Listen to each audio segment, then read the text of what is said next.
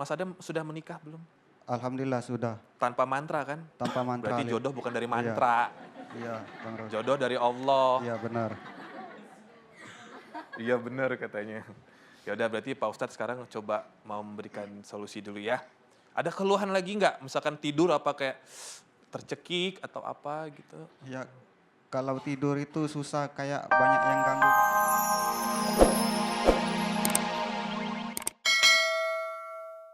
Dalam alam semesta terciptalah makhluk, baik yang gaib maupun yang nyata.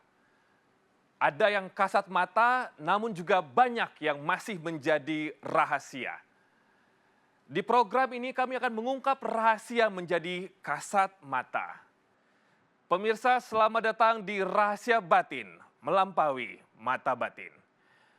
Di program ini kami akan membantu siapapun untuk mencari solusi dari penyakit yang diderita oleh narasumber, baik yang medis maupun yang non-medis. Dan tema kita malam hari ini adalah boneka teluh serta ilmu hitam. Bertindak jahat kepada seseorang dengan ilmu hitam bisa melalui berbagai media. Salah satunya adalah boneka. Lalu berdasarkan pengalaman beliau, bagaimana seorang Ustadz Danu menghadapi orang-orang yang datang kepadanya dan mereka ini adalah korban dari ilmu hitam. Pemirsa, saya persembahkan kepada Anda, Ustadz Danu. Assalamualaikum Pak Ustadz. Waalaikumsalam Aduh, warahmatullahi ketemu lagi Pak wabarakatuh. Ustadz. Alhamdulillah. Pak Ustadz, Yuk. ini langsung ke pertanyaan aja kepada Pak Ustadz. Karena Robi kan orang awam nih Pak Ustadz. Sebenarnya proses dari ilmu hitam itu seperti apa sih Pak Ustadz? Kan ada yang pakai boneka, lalu apakah dimasukin jin atau gimana sih Pak Ustadz penjelasannya sebenarnya? Jadi gini, yang saya amati bahwa seseorang yang melakukan sesuatu pekerjaan tanpa karena Allah Ta'ala itu biasanya yang masuk jin. Itu nomor satu itu dulu. Jadi yang paling ringan itu tidak dalam proses ke arah ilmu hitamnya. Jadi seseorang makan tanpa, kalau kita muslim itu basmalah. Tanpa basmalah itu jin yang masuk. Jadi itu satu. Kemudian orang yang berbicara, kemudian bicaranya itu kacau. Tanpa ada ingat pada Allah Ta'ala. Ingat pada Allah Ta'ala itu pada waktu dia bicara, dia itu akan menata omongannya agar tidak menyakiti orang lain. Kan ingat kepada Allah Ta'ala agar tidak menyakiti orang lain. Nah, orang yang berpikir selalu seperti itu, ini karena Allah. Berarti bicara ini, dia ngomong, dia tidak tercampur dengan jin. Jadi relatif bersih. Nah, tapi kalau orang itu kan ngomong kacau, kemudian apalagi dia ngerumpi, gibah dan sebagainya. Ini jinnya masuk. Ini baru pertama kali nih. Kemudian sudah mulai amalan. Amalan yang memang itu tidak ada tuntunan, kalau kita muslim itu tidak ada tuntunan dalam Quran maupun dalam hadis. Itu sebenarnya masuklah jin. Itu amalan ya, membaca sesuatu yang tidak ada dasarnya, itu masuk jin. Saya mengamati masalahnya. Jadi mengamati, jadi istilahnya bagaimana kita itu baca Fatihah, di mana Fatihah itu menjadi pahala nantinya di akhirat. Amin. Menjadi amal soleh. Jadi pada waktu kita baca Al-Fatihah, ya sudah kita baca Al-Fatihah, petunjuk untuk kita sendiri, itu doa untuk kita sendiri. Karena Allah, ya jin tidak masuk. Tetapi kalau mau Al-Fatihah di luar kendali ini, dia baca untuk umpamanya menyerang orang lain, bisa. Kenapa saya bilang bisa? Karena saya pernah mempraktekkan ini pada teman-teman saya, para ustadz. Jadi beliau paham bahwa, loh kok bisa ya? Makanya saya bilang, karena niatmu salah. Al-Fatihah ini petunjuk gitu. Ada banyak yang memang saya sudah membuktikan. Umpamanya baca ayat kursi, enggak usah yang kita kirimkan, enggak usah yang ini. Baca ayat kursi, taruh di telapak tangan kirimu. Taruh. Jadi ayat kursi enggak usah untuk nyerang, taruh aja di tangan kirimu. Reaksinya apa? Kesakitan, mereka sendiri yang membaca itu kesakitan sendiri. Kalau itu kesakitan berarti kan dia paham harusnya. Apa yang ada di tangan kirimu itu setelah kamu baca ayat kursi. Dia bingung, nggak ngerti, nggak bisa jelasin. Karena dia nggak ngerti, dia awam tentang jin. Dia nggak ngerti tentang malaikat, apa yang dikerjakan malaikat. Dia tidak ngerti tentang setan. Hanya kalau dia nggak suka sama orang, dibilang orang itu setan, kan begitu ya. Iya. Padahal dia sendiri juga setan, nggak taunya. Nah, ngomong setan ya Pak Ustadz. jadi pada waktu begitu orang yang menghadapi saya akhirnya paham, ini apa Ustadz kok bisa sakit? Sekarang kita pikirkan, kita hidup dengan siapa sekarang? Kita manusia, saya nggak megang. Kalau malaikat, apakah itu malaikat di tanganmu? Kita lihat malaikat itu hanya patuh pada perintah Allah Ta'ala. Patuh pada perintah Allah salah satunya mau memberi rezeki, kemudian memberikan keselamatan pada seseorang, kemudian memberikan hidayah, itu tugas malaikat. Nah kalau umpamanya di tanganmu malaikat, nggak mungkin malaikat itu kamu suruh-suruh kamu taruh di tangan. Nah ini saya cerita serius. Nah kemudian apa? Apa ya sekarang yang di tangan saya ini apa Ustaz? Sekarang kira-kira gimana? Setelah mulai beberapa proses, dia baru paham yang di tangan kirinya yang sakit, panas, berat itu mulai naik ke atas. Nah sekarang saya tanya, mulai naik ya? Iya Ustaz naik. Kok nggak nyaman ya? Baru sekarang saya tanya. Apa yang terjadi kalau ayat itu kamu kirimkan kepada orang lain? Itulah yang maksud saya ceritakan. Kemudian setelah dia itu paham, itulah yang namanya jin. Kenapa jin itu masuk? Karena niatmu membaca bukan lillahi ta'ala. Nah disitulah saya terangkan. Gimana caranya menghilangkan? Kemudian cara menghilangkan doa biasa aja. Mohon ampun jika tadi membacanya bukan karena Allah Ta'ala, mohon ampun aja. Selesai, ini keluar lagi, hilang. Nah ini baru pembacaan ayat. Yang lain, waduh yang gelap-gelap itu banyak itu. Pakai tanah kuburan diambil, kemudian pakai tanah rumahnya orang itu digabung, kemudian ada di situ ada paku, ada ini sembunyikan. Kemudian orangnya sendiri berpuasa minimum 7 hari, paling tidak itu dia 11 hari bisa. Nah, di situ itu tergantung niatnya dia. Kalau dia niatnya mau bunuh, ya puasanya akan lebih panjang. Kemudian apa yang ditaruh di situ?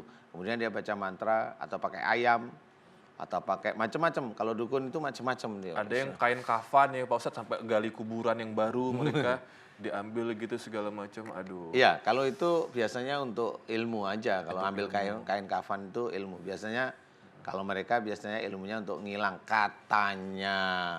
Oke Pak Ustadz, sekarang kita akan bertemu dengan kedua bintang tamu kita. Kali ini ada dua Pak Ustadz. Berbicara soal persaingan, tentu saja persaingan di dunia musik atau industri musik Indonesia, khususnya mungkin dangdut, sangatlah ketat. Mungkin juga ada hubungannya dengan ilmu hitam. Ya Pak Ustadz ya, namanya juga saling menyingkirkan. Namun bagaimana dengan kakak beradik yang akan kita undang bersama kita pada malam hari ini? Pemirsa, ini dia Gina Yubi dan juga Ghea Yubi dalam Yubi Sister. Gina, Assalamualaikum. Silakan. Waalaikumsalam warahmatullahi. Aduh, Assalamualaikum, apa kabar? Baik ya? Alhamdulillah Pak Alhamdulillah Hestu. baik ya. Terpaut berapa jauh usia kalau Robi boleh tahu? Kalau Yubi sisternya Gina sama Ghea itu jauhnya itu 13 tahun. Kalau Gina ke Gita bedanya 4-5 tahun ya kalau salah. 4-5 tahun ya Kalau ke Gita, perbedaannya. kalau ke Oke. Ghea Ke Ghea? 13 tahun. Oh wow, lumayan jauh ya. Ya, Nah, ini, makanya. tadi kan Pak Ustadz di awal ini Ya. sudah ngebahas juga tentang persaingan, ada persaingan perdagangan, ya, bisnis, atau mungkin juga karir. Kalau dalam dunia menyanyi, khususnya dangdut, dari Yubi Sister sendiri merasa ada persaingan yang mengganggu kalian nggak? Coba cerita sama Pak Ustadz mungkin atau sama kita. Ya kalau iseng-iseng kayak gitu mungkin ada aja. Cuman kita kayak apa ya lebih kayak abaikan aja deh, kita kuatin iman kita supaya yang apa ya nggak apa ya berkusnuzon, nggak suzon kayak ini pasti kiriman nih gitu. Jadi kayak misalkan kita sakit ataupun kita tiba-tiba bersikap aneh, kita lebih kayak berpikir lebih apa positif aja sih. Tapi sempat kita contoh kemarin itu yang adik kita itu yang bungsu, Gladys itu yang yang matanya kayak semuanya keluar gitu deh, jadi serem banget itu. Ya, terus juga ada benda yang Dari keluar hidung gitu Pak Ustadz. Iya, yang nggak masuk akal, benda tajam di dalam hidung. Ini adik Kandung adik yang bungsu. adikku yang bungsu. Usia Berarti berapa? adikku yang keempat. Sekarang 1 SMP lagi pesantren ya di Bogor. Benda asing keluar Ya, dari kayak, hidung. Sebenarnya sih percaya nggak percaya Pak Ustadz, tapi aku melihat sendiri gitu pas dikeluarkan ya ada kecil gitu kayak jarum ya. Aduh. Iya. Kecil tipis banget gitu. Pak Ustadz, yang Gimana pernah Robi baca nih Pak Ustadz, kalau aku salah mohon dikoreksi Pak Ustadz. Katanya beberapa ilmu hitam yang ditujukan kepada seseorang bisa saja mental ke anggota keluarga yang lain. Apa betul Pak Ustadz? Itu memang biasanya ada seperti itu tapi jarang ya. Kalau saya amati memang ya langsung fokus ke satu titik yang saya amati. Ada ke keluarga itu ada, tetapi jarang sekali ya. Biasanya satu titik. Karena saya yang pernah tangani itu mamanya satu orang ini ayahnya kena nih. Kemudian dia antar anaknya. Pada waktu saya ngeluarin ilmu itu, anaknya nggak ada yang kena. Emang nggak ada apa namanya, nggak ada faktor ke arah seperti itu gitu. Jadi kalau mental itu biasanya tujuannya nggak cuma itu aja gitu. Jadi sudah ke keluarga bisa, jadi nggak satu titik. Jadi umpamanya Mas Robi umpamanya, punya anak, punya istri dan sebagainya, itu nyerangnya langsung keluarga Mas Robi. Satu gitu. keluarga? Satu keluarga diserang. Jadi kalau umpamanya kena gatel-gatel ya semuanya kena gatel-gatel. Oke, Pak Ustadz, ini kalau yang Pak Ustadz lihat dari adiknya Gina Megea sendiri, ini apa yang terjadi Pak Ustadz? Ada benda asing yang keluar, seperti apa sih? Jarum? Iya, Karatan jarum ya? Iya kayak jarum. bening, kecil banget gitu loh, tipis gitu loh, kayak apa kayak buat jahit baju tuh, tapi kecil gitu. Kayak loh, jarum kan. pentul, sepanjang jarum Iya. pentul. Ujungnya. Iya. Kejadiannya di Jakarta atau di rumah keluarnya? Di rumah sakit waktu Oh, itu. di Pas rumah dikeluarin di rumah sakit. gitu. Apa itu Pak Ustadz ya? Udah koma waktu itu ya. Udah lama banget kita di ICU waktu itu. Ya bisa aja sih, tapi juga belum tahu persis ya. Ya. Katanya sih Pak Ustadz, katanya mau, ya nggak tahu wallahu alam lah ya, kita percaya nggak percaya, tapi memang ya harus percaya, betul nggak sih? Istilahnya katanya mau ini ke kakaknya, tapi karena nggak ke kita mental yang tadi bilang itu loh. Oh. Jadi jatuhnya katanya ke adik kita yang bungsu, memang adik kita yang bungsu itu memang pendiam gitu emang. Katanya, tapi nggak tahu nih.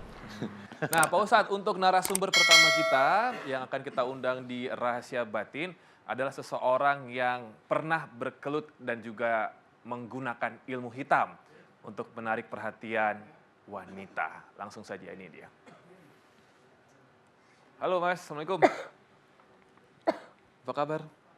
Alhamdulillah baik. Sini, kita sebelah sini boleh. Siapa namanya? Nama saya Sadam Husin. Panggilannya apa ini? Sadam, Usia berapa Mas Adam? 28 tahun. Mas Adam lagi di sini kan? Kamu kayak linglung loh, apa emang efek kalau ilmu emang gitu ya Pak Ustadz? Ya kali ya. Oh, Nggak tahu juga, ditanyain aja nggak ya apa-apa. udah. Boleh ceritakan sama kita kalau tadi Robi ada yang salah sampaikan, apa betul menggunakan ilmu hitam untuk menarik perhatian lawan jenis? Iya dulu pernah pas kelas 2 SMA. Hah? Usia 17-18? Iya, Kamu ke dukun gitu? enggak itu Gimana? ada orang katanya mau ngasih ilmu kayak gitu, tapi nggak pernah saya gunain. Lalu? Ya disuruhnya kayak gini ya Bang Robi. Iya. Kayak salaman kayak gini, Saya yang pegang nggak apa-apa, sini. Gimana? kayak salaman kayak gini. Terus dia yang baca mantra, saya disuruh ikut kayak gitu. Nah terus sesudah itu dicatat mantra-mantra itu lalu dihafal. Kalau sudah hafal dibakar, dimasukin dalam kopi lalu diminum. Habis itu disuruh puasa mutih Berapa hari puasanya? 1 hari. Ini orang yang kamu kenal di tengah jalan atau mantan guru atau apa ini? Itu tempat kos saya. Dia ngekos juga di situ. Enggak, Oh. itu tempatnya bapak kos saya, tapi beliaunya udah meninggal. Oh, ini yang punya kos-kosan. Iya, Oh, gitu, yang punya kos-kosan ya. Katanya kenapa pengen diturunin ke Mas Sadam ilmunya? Oh, tangannya udah nih? Udah, oke, pegang lagi nggak apa-apa. Kirain masih salaman sama apa gitu. Katanya kenapa Mas Sadam yang mau diturunin ke Mas Sadam? Itu pas itu kan saya ini pacaran. Nah, saya itu ini diputusin, terus saya cerita kalau mau ilmu ada, dia kayak gitu. Terus Biar si perempuan nggak jadi mutusin kamu. iya kayak gitu. Tapi kata saya mau asal enggak menyimpang dari ajaran Islam kayak gitu. Oh, katanya enggak. Kalau Bang Robi boleh tahu, mantranya dalam bahasa apa? Mohon maaf. Dalam bahasa Jawa, Masih ingat? masih ingat. Boleh dibacakan? Jangan. Berarti kalau masih ingat, masih diamalin dong? Enggak pernah saya amalin, tapi kayaknya mau buang yang itu kayak mana sudah ini. Emang efeknya gimana ke kamu Kalau sekarang, Mas Adam? ini badan itu terasa panas. Kayak ada bisik-bisikan, menjelek-jelekan nama Tuhan kayak gitu. Terus? ada bisikan disuruh membunuh. Aduh, nauzubillah. Kalau mau sholat itu katanya buat apa sholat kayak gitu. Oh, sudah berapa tahun? Udah belasan tahun berarti? Udah itu yang kenanya bisik-bisikan itu udah 6 tahun dari tahun 2012. Oke. Jadi kalau mau sholat kayak nggak disuruh nggak usah gitu Iya. ya. Kalau sama hubungan sama keluarga bagaimana? Kamu Hu- baik tidak hubungan sama keluarga alhamdulillah baik.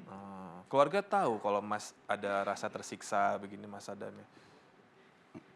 Ini ibu baru saya kasih tahu karena nggak mau bikin susah orang Nggak mau tua. bikin susah. Kalau aku boleh tahu lagi, ketika perempuan melihat Mas, walaupun Mas nggak amali itu tadi apa ajian-ajiannya, ada yang tertarik. Mas Adam sudah menikah belum? Alhamdulillah sudah Tanpa mantra kan? tanpa mantra. Berarti Lip. jodoh bukan dari mantra, Iya, Bang Ros. jodoh dari Allah. Iya benar. Iya benar katanya. Ya udah berarti Pak Ustadz sekarang coba mau memberikan solusi dulu ya. Ada keluhan lagi nggak? Misalkan tidur apa kayak tercekik atau apa gitu? Ya kalau tidur itu susah kayak banyak yang ganggu-ganggu itu pikiran. Kayak disuruh ya nggak baik itu kayak ada yang ngomong. Mas Adam kalau bicara emang selalu ngeliat ke bawah ya? Sama siapapun? Iya. Atau Bang Robi ketinggian? Atau takut sama Pak Ustadz? Takut nggak? Iya, saya kalau kesini tuh yang ini ngomong-ngomong di dalam sini. Apa yang di dalam hati apa? Katanya jangan ketemu sama Pak Ustadz Danu. Kayak gitu. Tapi setelah saya sering nonton siraman kolbu itu, kalau ikut ngamen itu kayak ini, kayak orang mau kesurupan. Oh, ada bereaksi ya badannya Iya. ya. Bagus, bagus. Insya Allah Pak Ustadz bisa bantu ya. Pak Ustadz silakan. Ya alhamdulillah, Mas Sadam. Tujuan bagus untuk membahagiakan keluarga, tapi yang paling utama adalah kembali ke jalan Allah ya Mas ya. Sujud, balik ke jalan Allah karena kemusyrikan itu tidak akan bisa diampuni jika dia sudah mendekati ajal. Walaupun dia tobat, tidak diampuni oleh Allah Ta'ala. Makanya waktu masih muda, waktu masih ada, kemudian Mas Sadam menginginkan untuk kembali ke jalan Allah itu sangat bagus sekali. Mudah-mudahan tobatnya diampuni oleh Allah Ta'ala. Amin. Bagi yang lain-lain juga silahkan kalau memang mau tobat. Tapi kalau enggak ya alhamdulillah. Mau saya bantu keluarkan Mas Sadam? Mau Pak Ustadz. Oke. Mas Robi pegang Ya, mikrofon. aminkan doa saya.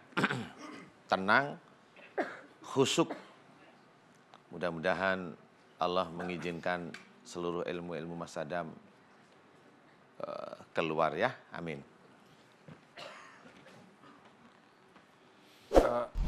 Sama itu ibu ya, ibunya Mas Adam ya. Boleh masuk sini. Bapak. Gak apa Bapak masuk aja di sini. Mas Adam kuat megangnya. Ya. Halo Ibu, Assalamualaikum. Ibu, namanya siapa boleh tahu? Nurmala. Ibu Nurmala ya. Ibu lebih dekat lagi mikrofonnya boleh ya? Iya. Sebelum ngobrol sama Ibu, saya mau tanya Mas Adam.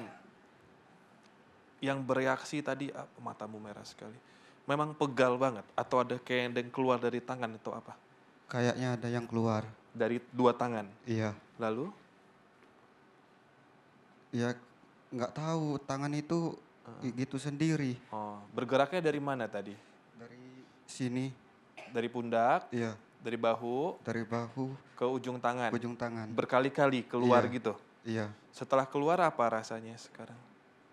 Ini badan ringan. Pak Ustadz, tadi tuh dari tangan Bang yang terlihat atau Ya, bagaimana? relatif dari mulut ada, dari tangan ada, kaki ada, kemudian keluar ke telinga ada, insya Allah seperti itu. Oke. Yubi Sisters, bagaimana melihat tadi Mas Adam bereaksi didoakan oleh Pak Ustadz, didoakan kita semua? Serem sendiri. Seram, Oh, terus seram. kayak agak memerah gitu ya. Merah, merah banget. Mukanya merah Merah banget. banget. Terus waktu ini banget. Merah gitu. Seram. kayak pengen bantu tapi kayak nggak bisa gitu. Bantu doa aja tadi bareng Ustadz. Pernah ngeliat orang didoakan gitu, tapi langsung bereaksi seperti ini? Pernah. Pernah. Kalau aku pribadi belum. Jadi Baru tadi. aku tipe orang yang percaya nggak percaya. Pas tadi aku lihat di depan mata kepala aku sendiri kayak, oh Tuhan merinding. Oke, I trust. Ya. Ibu, betul Mas Adam baru cerita akhir-akhir ini? Iya betul. Lebih dekat mikrofonnya Ibu boleh? Iya Ya? betul. Mas Adam sama istri satu rumah sama Ibu? Masih satu rumah? Enggak, sudah ngiring ke orang tuanya. Oh sudah ikut ke mertua ya? Oke. Ketika Ibu diceritakan Mas Adam, apa reaksi Ibu? Cepat nak dibawa ke Pak Ustadznya. Mm-mm. Pernah dibawa ke paranormal gitu nggak, ke dukun? Pernah. Sering. Oh waduh, sering. Sering ya? Iya, Tapi malah sakit. Dikasih apa aja sama ini? itu dikasih air, kadang ini waktu itu keris itu dimasukin dalam air lalu disuruh diminum. Keris. Iya. Terus? Ay- Iya, ini disuruh mandi pakai kembang. Ya saya ikut aja karena saya pengen sembuh. Itu bukan ngusir jin ya, manggil jin jadinya ya? Iya. Setelah menonton acara Pak Ustadz Danu di Siraman Kolbu bahwa itu musyrik semua. Iya, baru tahu alhamdulillah lah. Insya Allah nasuha taubatnya. Pak Ustadz, ini di rumah, Iya. selain tadi mendoakan diri sendiri, apalagi yang harus dilakukan Pak Ustadz? Tetap sholat yang baik, tertib 5 waktu, kemudian baca Quran, niatnya satu lillahi ta'ala. Jangan baca Quran, umpamanya Mas Adam, kondisi nggak punya uang, terus dengar kata Ustadz tuh baca surat ini, nggak usah diikutin itu. Karena itu bukan lillahi ta'ala, itu hanya duniawi. Jadi kalau duniawi itu tidak diajarkan oleh Allah Ta'ala dengan seperti itu. Duniawi itu ikhtiar. Bukan dengan membaca itu ikhtiar, bukan. Itu harus ada dalilnya. Dalil dari hadis nggak ada, jadi harus dipahami yang begitu itu hanya untuk seperti angin surga, jangan dikerjakan Mas Sadam ya. Iya, Pak Jadi sholat yang tertib, kemudian ya, mudah-mudahan lebih nyaman, kemudian baca Quran karena Allah aja sudah.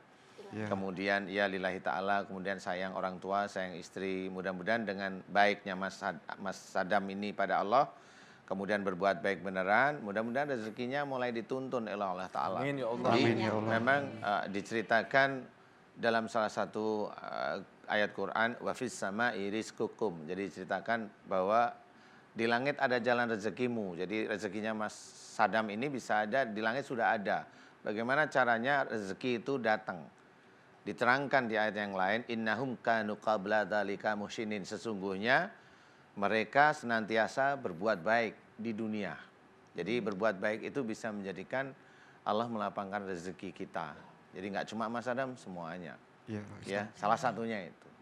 Matamu lebih bernyawa loh. Ya Pak Ustadz ya, saya nggak Iya. tahu apa. Saya sih orang awam melihatnya matamu lebih bernyawa dari pertama kali datang gitu. Tadi linglung ya Bu ya? Iya. Sekarang udah lebih bernyawa ya? Iya. Ya udah, semoga istrinya tetap satu ya. Amin. Jangan gara-gara udah nggak linglung nyari istri kedua Pak Ustadz, nanti bahaya. Ya udah, Iya, iya. cepat sembuh ya Mas Adam. Ibu panjang umur, sehat-sehat terus ya. Ya didampingi juga Mas Adamnya ya. Ya silakan Ibu sama tim saya nanti.